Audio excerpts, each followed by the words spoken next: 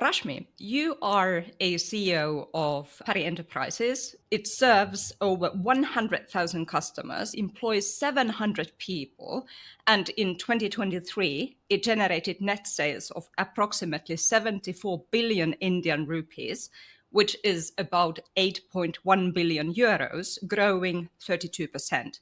So I guess my first question is, how do you lead such a diverse business? What is the foundation that holds it all together and enables you to lead it in an efficient way? I think first and foremost, as far as the group is concerned, we are a large conglomerate, 125 years old. But principally, we have got five guiding lights, as we say, the Murugappa lights, which guides us.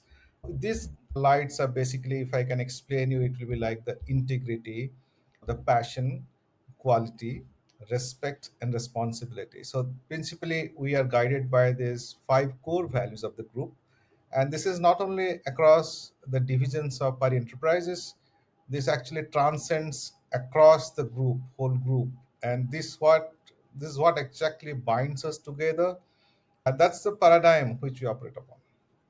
Murugappa Group is 28 companies. I think it's almost like a world record that there are so many businesses that share the same values. This must mean that Parry and Murugappa Group, you are very good at using these values as a uniting behavioral platform, and it allows each business to build its identity it needs, taking into account the industry it's operating in, the market position, years in operation, and size.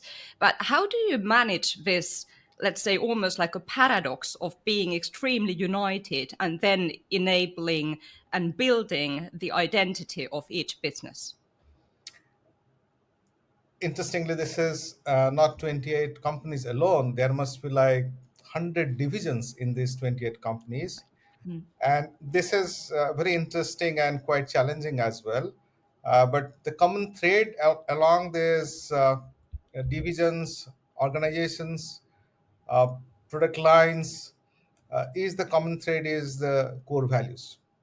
These are the five guiding lights which actually guides us, and all the employees, we try to see that we sort of are like following those values in our both personal and professional lives. What we do in Murugappa Group is we also have a lot of programs which sort of also upholds these values. I can just give you an example. Is like we have something called a sign award, which is done at the group level every year, where we nominate our colleagues or someone we feel who have some exemplary capabilities to demonstrate these values and bring them into prominence. So they are sort of the brand owners or sort of the brand leaders for these core values. You took the reins of Parry about 2 years ago. And what you tell is that you have a very strong cultural platform. And then, as a new CEO, you also want to change things. So, I was wondering, how do you create your own vision and then start driving the business towards it? Yeah, when you come from outside as a CEO and come at the top, you inherit two things. One is a very strong culture, and also a lot of talent along with that one, with a lot of experience. But you also have a challenge of the flip side, which can be like, how to manage this talent and make them, or to sort of veer them towards the path which as a new CEO or as the organization is looking forward. Because just to take that one question back, in Murugappa Group, even though we are like guided by these values, we also understand that these are the guiding values, but the business per se must work within this framework, but it has to grow. We have to stay relevant, and we have to grow big time. So that number of 32% clearly shows the kind of growth path we are looking forward to. So irrespective of the new divisions we come across as a greenfield project, or we acquire, or we do whatever in the business terms, but this has to be within the framework of the guiding principles of those five lights. Now, when you start as a CEO, new CEO, and you have your 100 days, you need to understand what is it you are dealing with culturally and also talent wise? I was wondering, like, what is your process that you go through so that you understand what people are capable of achieving? And if you do see that there are some gaps between where you want to take the business and what people are capable of delivering at that point. So, how do you start fixing those gaps? Yeah, when you come into a new organization, the first thing as a leader, we must understand that I need to have a dipstick where I check the team whom I'm working with, Mm, like their capabilities, the experience they bring in, the sort of education background they have, and also the motivators. What mm, motivates them? And we must understand that they have been working in a certain pattern for a long time. So we have to find a way out and see that whether that pattern is suitable for the mm, future or what path we intend to grow. And once we know that there is a gap between the path we intend to go and the path we have been following so far, you can understand that we are human and the gap itself creates two things. One is sort of, I would take it positively, like take it as a bit of a resistance, which can come up with the human mind that, hey, there is something which I'm not aware of. Like, what is this path going to lead us? So there can be a bit of insecurity in the mind, and which can generate a bit of a resistance to the change.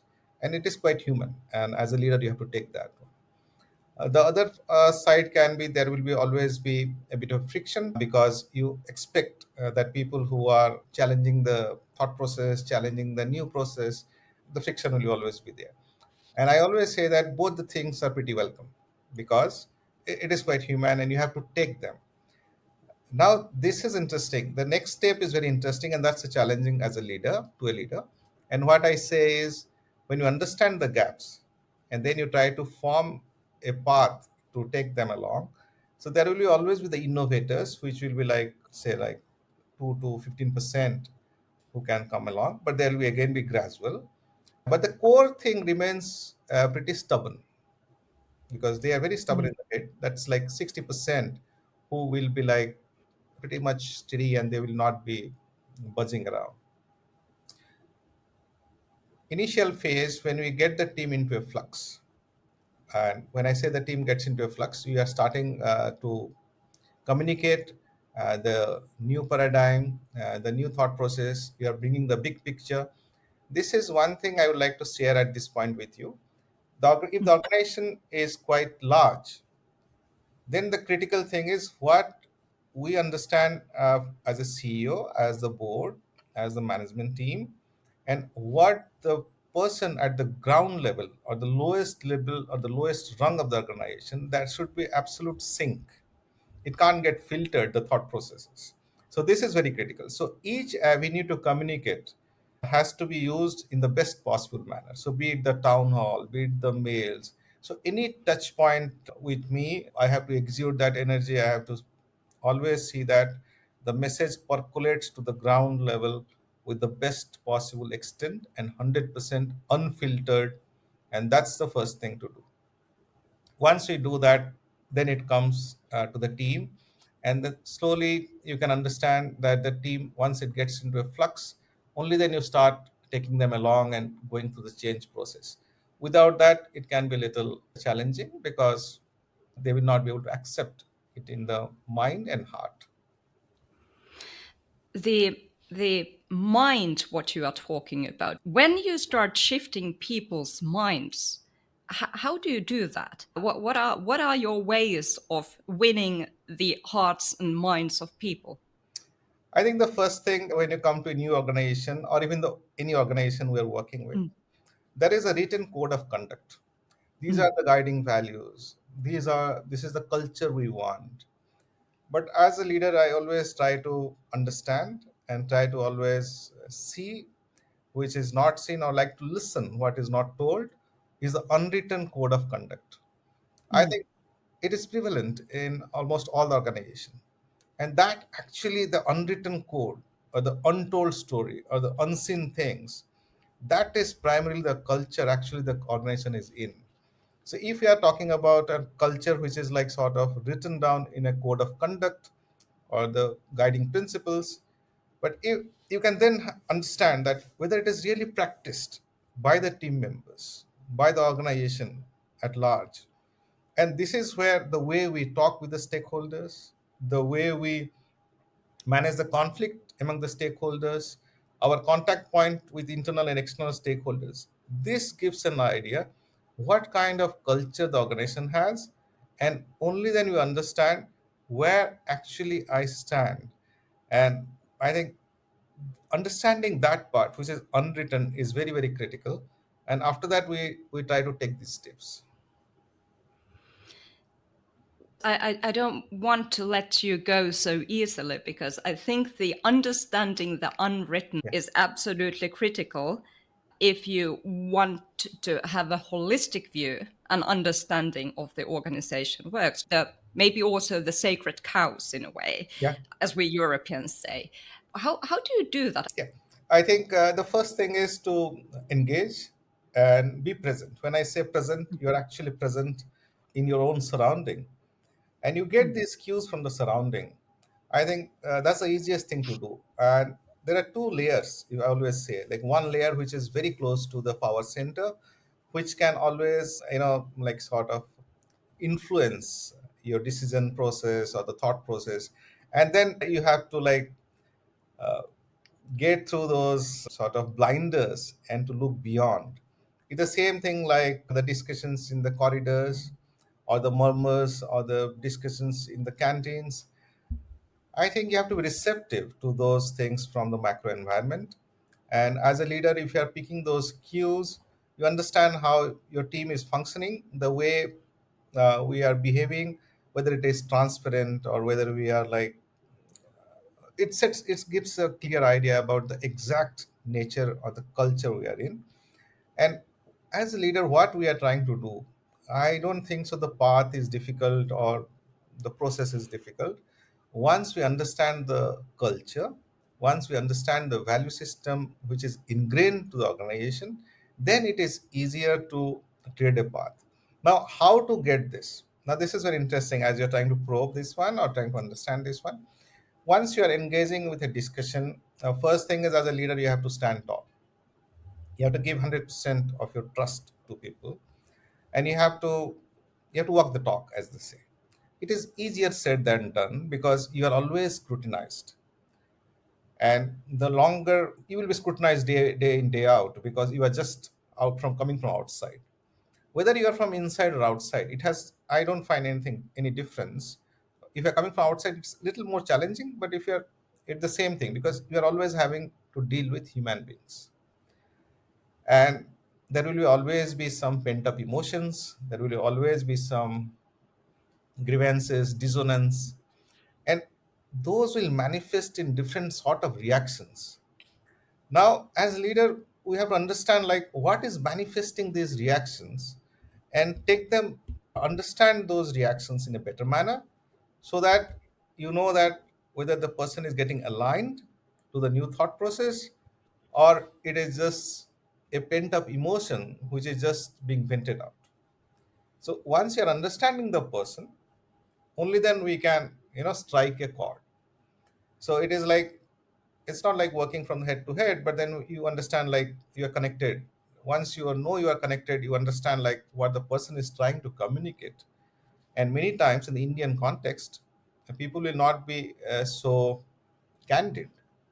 They might come and they might be quiet for a longer period of time and maybe open up for a couple of sentences. So you have to like really understand the things which are not told, and that gives them a lot of confidence that yes, there is someone who is listening. Now, let's build a connection between the thought processes you want to build within the team and the state of flux. Yeah. Could you define what state of flux really means for you? Because in my head, it is a tool to face uncertainty. But I also think that you want to see certain kind of behaviors in a team when they are in a state of flux. When I say the team gets into a state of flux, I mean that team is now getting little ripe. They are now started having the buy-in, and some works or some exercises what we are like undertaking. is now slowly bringing the result. And when I say the result, it may not be like digitized, or I can't give you numbers, but you can see or perceive that there is an acceptance towards certain activities. Just to give an example, like suppose we are in travels and we want to get into more digital or automation. And when you immediately come and tell as a new CEO that, hey, we have to get into automation, it can create a lot of challenges. But as they understand, you take them through the processes, take them with couple of maybe programs, make them understand where the industry is moving towards, why we need to stay relevant.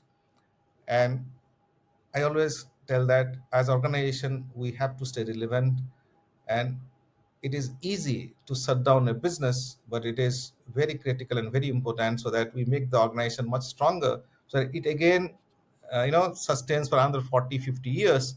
That means it sort of next two generations can also get benefited out of this. Mm. You have to create that big picture, and when people buy into that, then you can see that people start questioning you. Sir, how is this automation going to work? Like, what is that in for us? And then we discuss about how we can upskill or how we can do reskilling. And you can see the questions when they start coming in. You understand the team is now getting into sort of a zone where they are getting little malleable or in a flux. That's why the word I use, flux. So that once you understand that they're into a flux, then we can tell that, hey, okay, now we can go to the next step.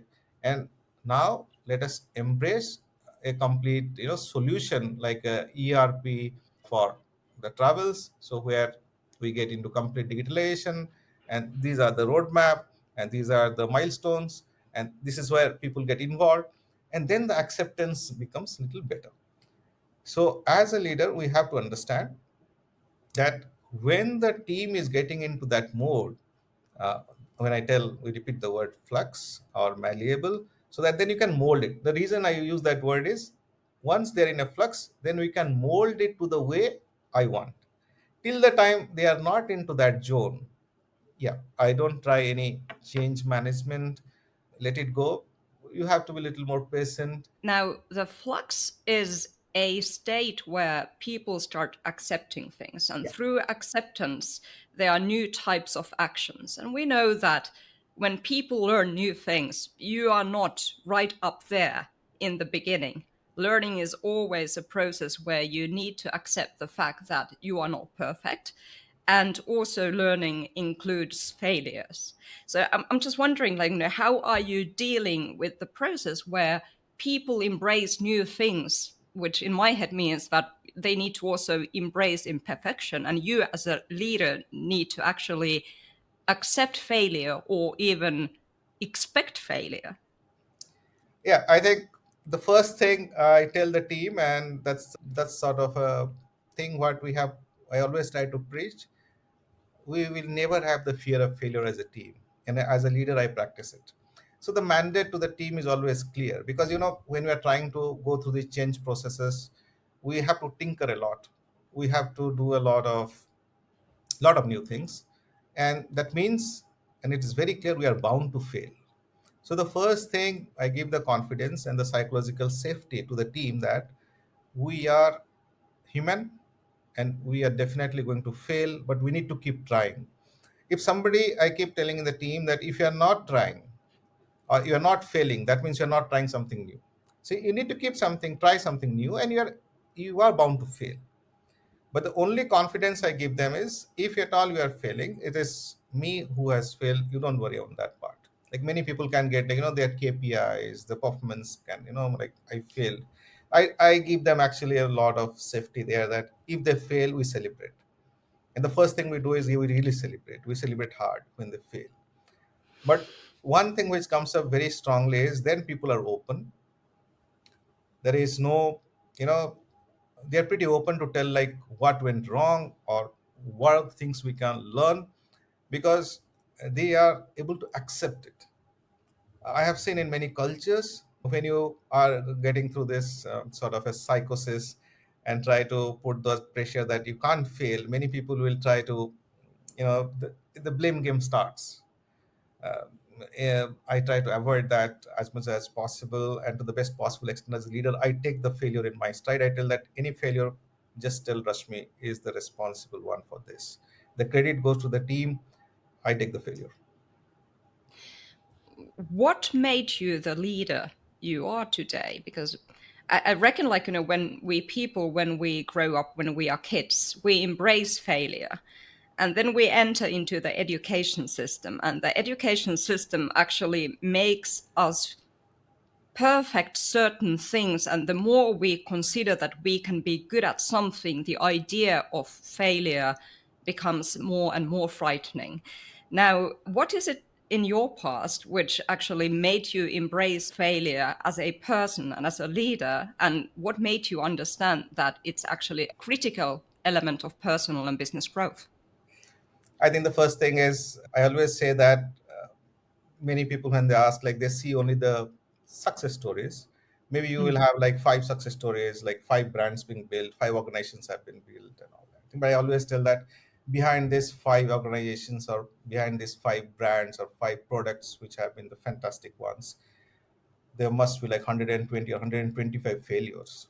So so the first thing as a leader, I personally tell that I never get afraid of failure, and I take it in my stride.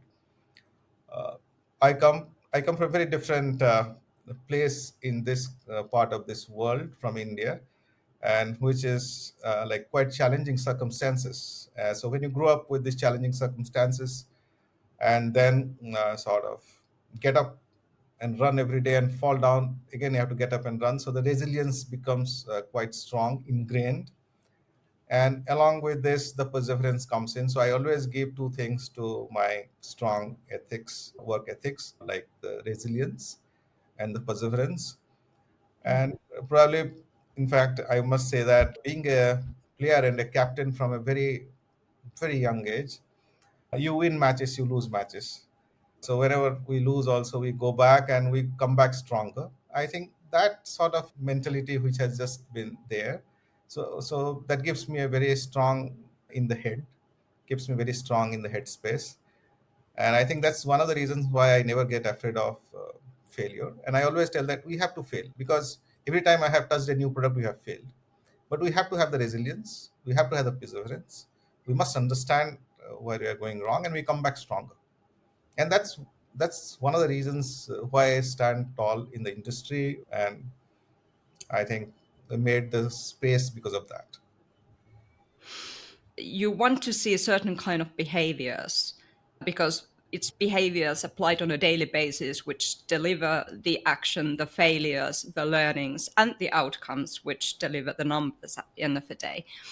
Then there is an interesting question. To produce quantitative business outcomes, you are talking about qualitative behaviors. How do you measure culture? Yeah, I think that's a good point. First thing is, I'm a strong believer in the transient advantage. I don't believe in like competitive advantage or the disruptive things. Mhm. I, as a leader, believe in a lot of incremental, and every day I believe that we can still do incremental changes to the positive side. So that's what I believe in, and I'm a strong proponent of that one. When I tell this, it clearly shows that within the guidelines, we have to be very aggressive. That is a framework for sure, but then we have to go ahead and do things. We are not sort of tampering the value system, but when you are trying something new, we are bound to fail as a team, as a person, and I think that's part of the journey. So there is no questions on that one. The second part of it is when you are trying to go through this qualitative process, that actually sets the tone, the way we operate, either in the soft floor, in the business processes, the way we handle, be it in the service sector like the travels, or be it the flex where we have the manufacturing, or be it the membrane, which is a future tech. So anywhere it holds good. So there is no digression in any sense in that part. The critical thing is when the qualitative aspect is very strong, the outcome, I always look at this process. So the outcome is only the numbers. That is where you get into the data, and that will reflect how the qualitative thing is strong here, and that is the reflection which comes in the data. So The data is just an outcome. It is just a business process outcome.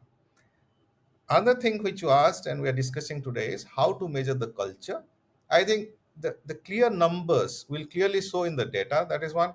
I don't believe in the net promoter scores or all those methodologies we have, because those are only to satisfy some sort of a scoring pattern.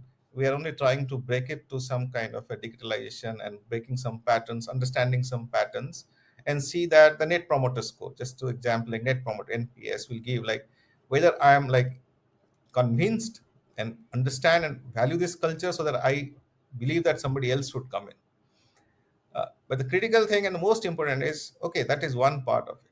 But the difference which we can see in the system, in the people, in the organization is if they're passionate about it, then definitely they are the best brand ambassadors the organization can have, the group can have, and nothing else can stop that one. You see the kind of energy as a team we can generate, and that is massive.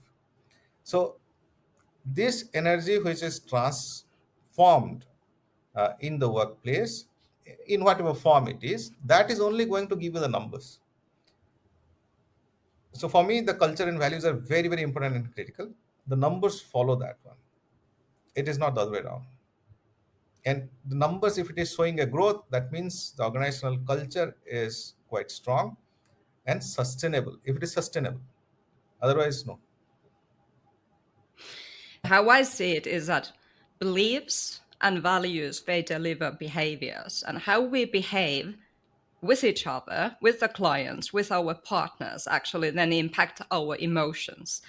And then energy levels are a very emotional element in our Absolutely. work. So Absolutely. at the end of the day, what you are building as a leader is high energy levels, Yeah. which translate into certain kind of actions, of course, in order to deliver the numbers.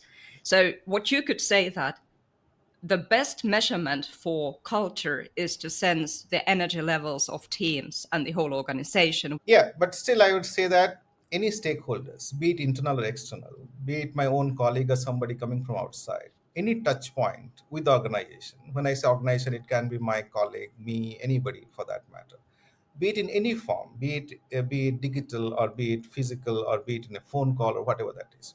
We must exude that sort of energy level. To do that, there are two things which is very critical. I always say that it is not only the mind, you have to be connected both from mind and heart. Only then you listen, otherwise you are hearing.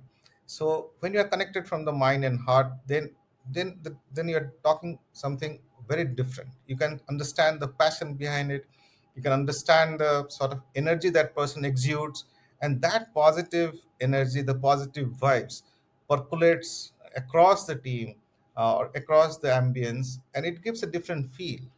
So end of the day, I expect people to go back home energized, not like no, I work for 8 hours and it's a slump of energy. No, you should be like energized, and you should have a double motivation to come next day with lot of energy beaming through your smiles, with the way you walk, and that brushes across the organization. What would be your advice for a leader who is more focused on the technical part of the business and understands that people are very important, but somehow hasn't gone through the process and hasn't had the experience what you have today? What would be the first steps for a leader to embrace human centric leadership and leveraging culture for the benefit of the business? I think any leader, for that matter, irrespective of the layer in the organization or in the hierarchy of the organization, they must understand that they are, end of the day, they are working with people. We can have processes, we can have systems, those have to be followed by people.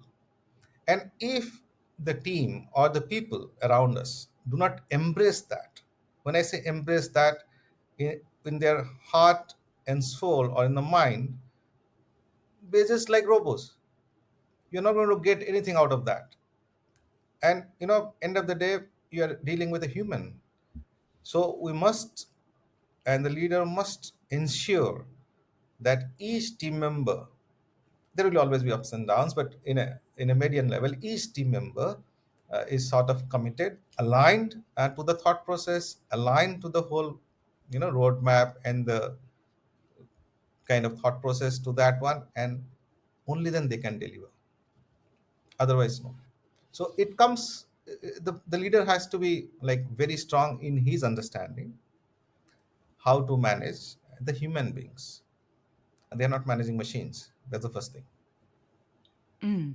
How much joy do you get when you do see people flourishing, like, really enjoying what they do and maybe also surprising themselves what they are capable of delivering when the environment is right? I think the first thing I always say and believe that the human being has tremendous potential. We ourselves do not know what kind of potential we possess. I'll just give a small example of the Hindu mythological character called Lord Hanuman, who is like so powerful he can even fly the ocean. But he was not aware till someone tells him. So this is where, as a leader, you must understand the kind of people. That's what the first sentence we discussed about. To understand the team around you, they are motivators. Where are they coming from? So you can understand them, that what kind of strength they have today and where you can propel them to be. And as a leader, when you do that, I can personally tell the feeling there is, it gives an immense sense of achievement, not because we achieve these numbers. When I see that the next generation leader is scaling such a height and is making terrific grounds, I think when you sit back and look, it gives a terrific sense of personally as a leader, because when you see the next one is like running faster than you, doing much better, I think you feel like you have achieved something. I think that was the best description of the culture, because at the end of the day, it is to build the best possible team around you Yeah. and appreciating the fact that one day some of these team members will be better than you are, and you are extremely proud and happy for that happening. Yeah. I think that is what it sets, if I can say personally. I think it might sound a little odd, but that's what sets me a little apart. Because most of the time we see that the leaders can be little skeptical. Many times it can happen that you have a bit of insecurity creeping in because you feel like somebody else is going to take your place. And I think that's the first thing I do. Like I expect like somebody to like take it over, and I love that one. So I think that's a good challenge for the team, and also it's good. So it's good fun that brings the best out of each of us, and we try to run the race harder. I think there is such a huge difference between unhealthy and healthy competition. So you are pushing each other towards a better performance. And then unhealthy competition is actually very much trying to show that you are better than somebody else instead of making somebody better than what you are. Yeah, true. I think that's what the leader should be, because it's not only like what I do, because I like to see that I try to bring the best in the team, best in the team members, be it the football team or be it the organizational team. And once you understand the potential each of them have, and many times I have seen the team members are not aware that they can do or they can skill themselves up to that level. And believe me, that gives a very sort of a very pleasant sort of experience when they attend or when they do something and then they come back and tell like, like a year back I never thought that I could do this. So I have pushed What people. is a Yeah, sorry. sorry, No, I was telling that you I have first. pushed people. I have pushed people to do something which they never thought, and many people in the initial they will tell like, "No, this is not something I have done." And after a year or something, they say like, "How did you feel? How did you know that I could do this?" And that's the eureka moment. Taking into account all what you have said today, how would you describe culture in its shortest form? What is it and how it impacts people? I would always say the sort of the belief system, the values what we bring in, and the first thing is the institutions from where we come from. So the first thing is the family. The family teaches us the sort of values, imbibes certain value systems with us. And then the schools or the institutions where we are kind of learning. Then the religious institutions also play a major role in shaping those values or those kind of beliefs, and it gets hardened, and that's where manifests as a culture. And then we start going to the organization, and again the organization also has a still, set path or a set values. We try to align to those. So if we understand that the core values remains very basic and very same, be it the integrity, I think there is no brainer, be it honesty, be it the integrity, be it the work ethics. I think those are few things which are very critical for a person as a personal life or in a professional life, and that makes a big difference. Today, if I can just share with you, we talk all about this vision, mission of the organizations. I always say, and I always keep telling this: a vision is a statement what the organization wants to become. Like what? I would say I would coin that one as a what. But I will always question how. How do we get there? That's critical. This is where I say, when earlier I must have people always say the vision, mission, and those objectives, and those are the sort of steps the organization always follows. I will always put how on the top, because what we want to become is the easiest thing. I want to become a 100 billion or 100 billion company is the easiest thing to write in very bold statement. I can put any mission statement. I want to become a number one in travels in 5 years. But the critical and most important thing is how. And to give this answer how, this is where I always say the culture and values are very critical to ensure that how happens. Without that, this what will never come. My final question is, you know that the management consultants say that you define your vision, you define your strategic objectives, and then you align your values and you start working. So my question is, what comes first, strategy or culture? And do you believe that culture is even more strategic as than strategy itself? You know, I think the Peter Drucker said that the strategy, I'm sorry, the culture eats the strategy for breakfast. Yes. I remember that. But having told that, it is the culture which is very, very important, which can make the business sustainable. We can name any big organizations, the large ones where we talk about quality systems like Toyota, or even like I always give this small example from the people from Mumbai Dabbawalas who just transfer these tiffin boxes across this, and they are Six Sigma. Now imagine they haven't studied. They're like not even standard 10 pass. The reason they achieve this beautiful quality system of Six Sigma, which is like proposed by a big proponent was Motorola, who was a Six Sigma kind of organization. Just imagine like, and here there is a team where the people have not even crossed 10 standard, and they can achieve that. So what is driving that one? I clearly say it is a culture which drives that. It is not the statistical tools. So if the culture and the values are intact, we don't need to go into the statistical tools to show that we are achieving a certain Six Sigma level or X level of percentage, and all those things are just an outcome. It is the culture and values which will set the strategic intent also right. Otherwise, it's a misfit. You put the strategy and then try to do this. I think it will not be able to execute in the right manner. It will be a misfit. Rashmi, it was such a pleasure to hear your thoughts today about culture and strategy and how culture is actually your strategy, right? I thank you so much for your time and it was a pleasure. Thank you. Thank you, Tinti. It was wonderful talking to you and much appreciated. Thank you so much.